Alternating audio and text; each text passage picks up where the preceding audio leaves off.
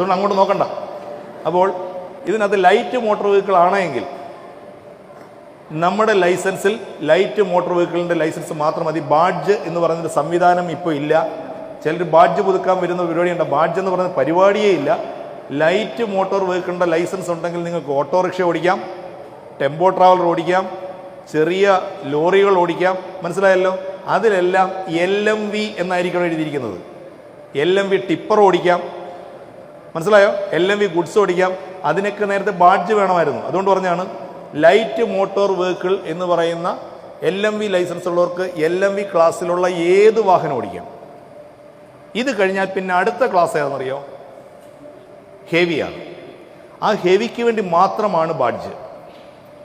Heavy licence ഉള്ളവർ മാത്രമേ medium vehicle ഓടിക്കാവൂ. മനസ്സിലായല്ലോ?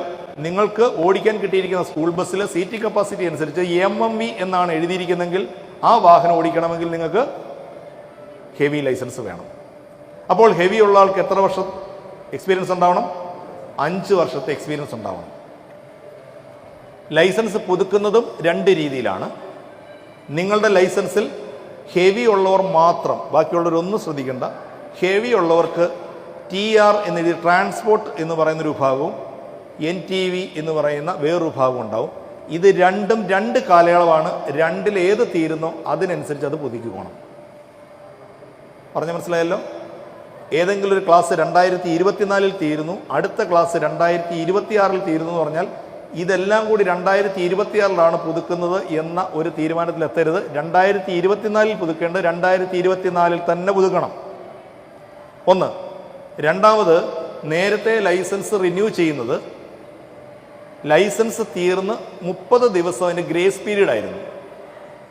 അതിനകത്ത് വിത്തൗട്ട് ഫൈനിൽ നമുക്ക് പുതുക്കാൻ സാധിക്കുമായിരുന്നു.